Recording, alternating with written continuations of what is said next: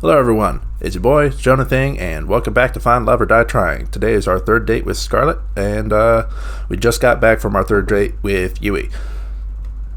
Let's dive in. After today's date, I decided to take a stroll around the mansion. The night was clear as could be. A light breeze made it just a bit chilly, but not enough that I need to put on more. I found myself fixating on the moon without thinking. I thought I'd find you here. Why is that? Just a gut feeling. And the island-wide surveillance system. You doing okay? Yeah, I'm just thinking. I can't believe the show's almost over. It didn't feel real earlier today. The time sure flies, doesn't it? You've only got the last third date with Scarlett tomorrow, then the final ceremony on the day after. Speaking of which, how was your date today? Yu's the most wonderful woman in the whole world. Somehow she can take the most normal things and turn them into irreplaceable memories. More than anything, I just want to make more memories with her every day. And make her happier than anyone's ever been. Jeez, we're going to have to edit that to stop people from throwing up. I get it though. You, my friend, are luckier than anyone has any right to be. Better pack your bags. I've got a feeling you'll be heading to the countryside soon. Who knew that 3 dates were all you needed to figure out if a marriage would last? If this TV gig doesn't work out, maybe I should become a marriage counselor. Anyway, I'd love to stay and chat, but I've got to get some work done tonight to prep for the ending of the show. You know what? I could use some company, and it's not like you were up to anything. Kat reached her hand out to me. I put my hand in hers in instinct. With her hand in mine, she pulled me with her to the library. Now, you're probably wondering, why did I bring you here of all places? You like to read? Well, yes, but no. There's no internet for us goons, so here's where we store most of our information. Records of every single run of the show, building and security details, guard schedules, but most importantly, salary records. It's hidden in plain sight, as regular books. You need to know how to decipher them, though. They're pretty useless to the average person. Interesting. And also a little unnecessary. Who here is going to read a book? Oh, I knew the state of education was bad, but not this bad. It still doesn't answer why you brought me here. Well, you see, I have this lovely chair and table here that I do so love to work at. And it's truly, truly exhausting for me to get up from this lovely arrangement to have to fetch each book I need for reference. So, you want me to grab your books for you, so you can just stay here? I'm so glad you understand. And you know, I'm doing everything I can to keep you alive, and it's just a teeny tiny favor. I couldn't help but laugh at her mock pout. Ha ha! Sure, Kat, it's the least I can do. Great. Alright, to start I need you to grab the Princess of Averanda 100 easy recipes for a philosopher's stone, and I regret everything. This must be the 100th batch of books I've had to deliver. It's been hours. Seriously, whoever designed this system should be shot. I tried to read a few of the books I was delivering, but like Kat said, they just seemed like regular books. And that's a wrap. Thanks for the help, JonahThing. I'll send you a thank you card for when you're off this island or something. At that rate, that was pretty much slave labor. I like to think of it as more of unpaid charity work. You've got one last date tomorrow. Don't mess it up. I'm curious. What's the first thing you're going to do when you get out of here? Honestly, I'm not sure. Maybe try to figure out what my life was like before. Who knows?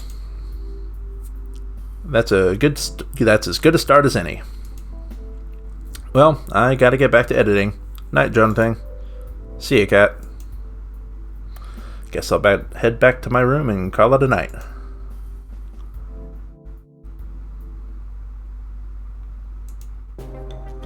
The alarms were deafening. We planned for every possibility we could, but it wasn't enough. We made it to the ship, but it still wasn't enough. Our one saving grace, the ship, wouldn't start. Someone tampered with it, and there's no time to fix it. That's it then. I couldn't find the words to say. I love you. I love you too, JonahThing. I wish we could have met anywhere but here. She held me in her arms with the last of her strength. All that's left to do is wait. Goodbye, love.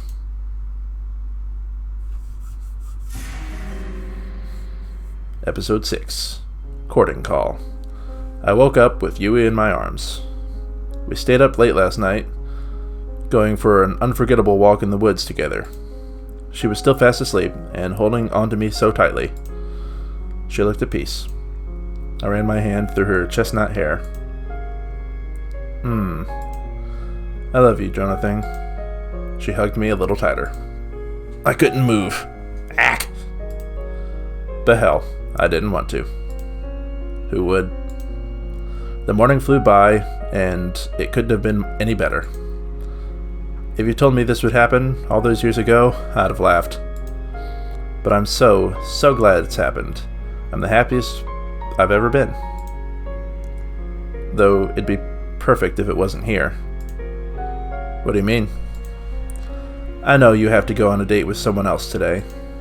Yeah, sorry about that, Yui. That's okay.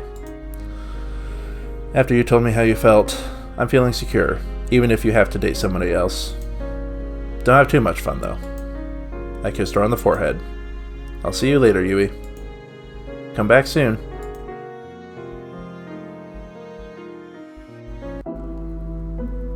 Oh, great. Damien. Well, look who crawled out of an economy-class airplane toilet. And good morning to you too, Damien. JonahThing, don't mind him. Damien was just telling me the news. Your ratings are doing really well so far. At this rate, I think you'll make it out of here. That's great news.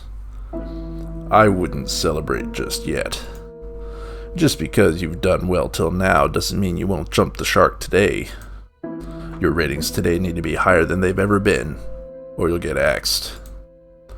Axed, literally, if I'm around when your number's up. I guess we'll find out together, won't we? Later. Sorry about him. He can be Sorry about him. He can be a little mean sometimes. A murder threat is a little mean? Anyway, you ready for your last date with Scarlett? It's just this last date. Then tomorrow, it'll be the final ceremony. I'm ready as I'll ever be. Fantastic. Then we'll start filming right away. Good luck, JonahThing. You'll need it. Thanks, Kat. I owe you one. It's time for my last date with Scarlett.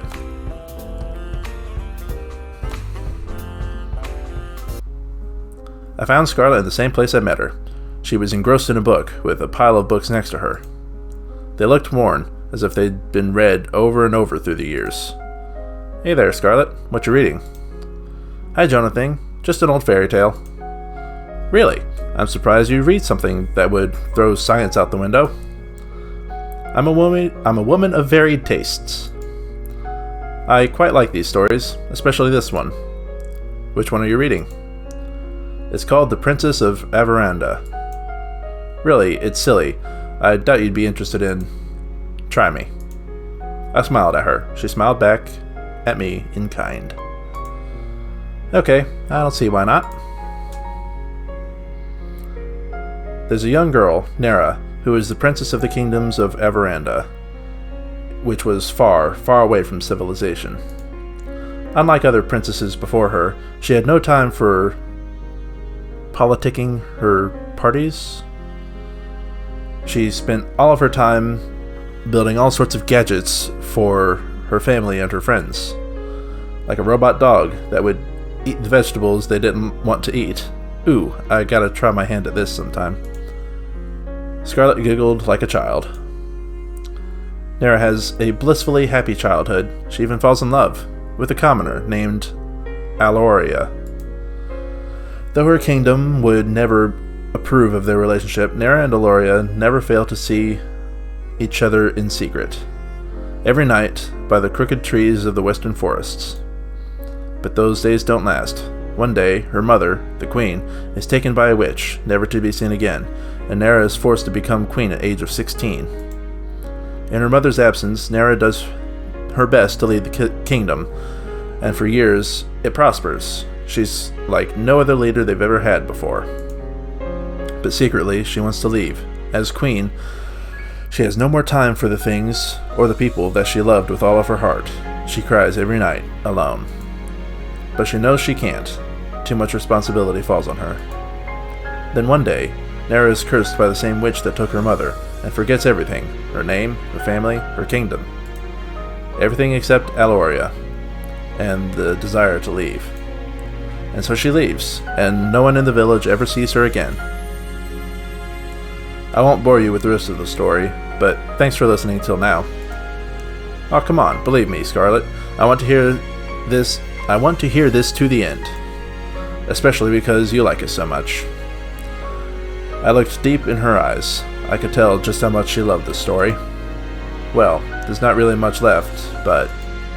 well, Nera and Aloria live a wonderful life in a neighboring kingdom for many years.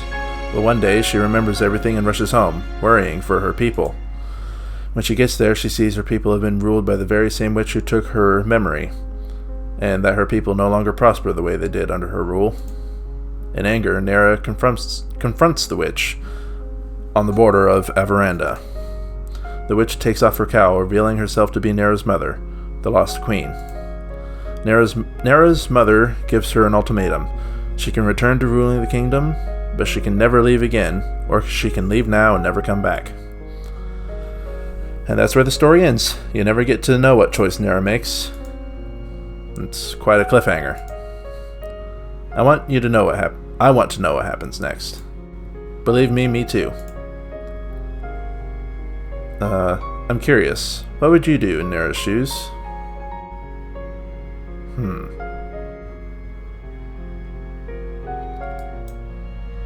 I think I'd leave and never come back. Interesting, why's that? There's no point in living without love. Even if it was better for the kingdom for Nera to stay, it would guarantee her love could never be realized. And that's just too sad. I think the same way. I've loved this story ever since I lost my memories. I'm sure I don't have a kingdom or anything, but sometimes you wonder, you know? Yeah, I get the same feeling too. That's just life, you know? You just have to keep moving forward. Yeah, you're right. I'm really happy that you're the one I get to move forward with, JonahThing. Me too, Scarlet. There's no one else I'd rather be with right here, right now. And speaking of right now, there's somewhere I want to bring you. And where's that? If I'll give you a hint, I've been thinking about this place. I'll give you a hint. I've been thinking about this place ever since you mentioned that you loved fairy tales. Oh my gosh. There's turtles down here. Turtles. She was practically dancing around the room, taking in all the sights. It was impossible not to smile. I figured the Ocean Palace might just be your thing. Scarlet practically jumped onto me and squeezed the life out of me in a deathly bear hug. This is wonderful, JonahThing. Thank you so much. You've made everything so special in ways I honestly couldn't believe. But you did it. And this is just the beginning, Scarlet. We're in this together. I held Scarlet and kissed her on the lips. It was like an explosion of passion had set me on fire as she kissed me back and wrapped her arms around me. Always. We looked deep into each other's eyes, then, in a split second, the room became pitch black. I couldn't even see my hand in front of my face, much less Scarlet. JonahThing, looks like there's a blackout. Scarlet held my hand tight. Maybe she was afraid of the dark. I didn't have a chance to respond before I heard the rush of footsteps coming in towards us in the dark. Something isn't right. Oh no. We were surrounded. A familiar voice cut through the short silence of me holding my breath. I'm sorry, JonahThing. You just didn't make the cut. We've got to get out of here. Just make it quick, please. I couldn't hear the woman that the voice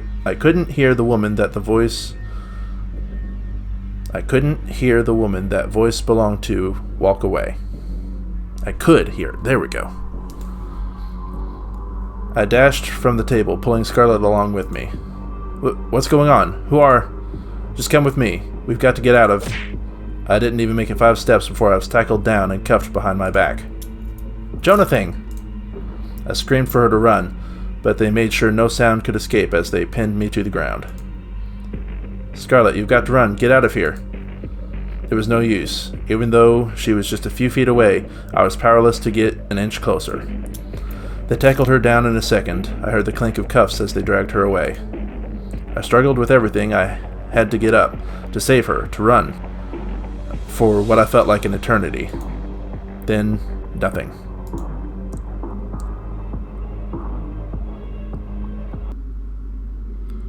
I woke up on an operating table, the kind you see in a nightmare. The blood spattered on the floor and walls, the smell of disinfectant and rotting flesh.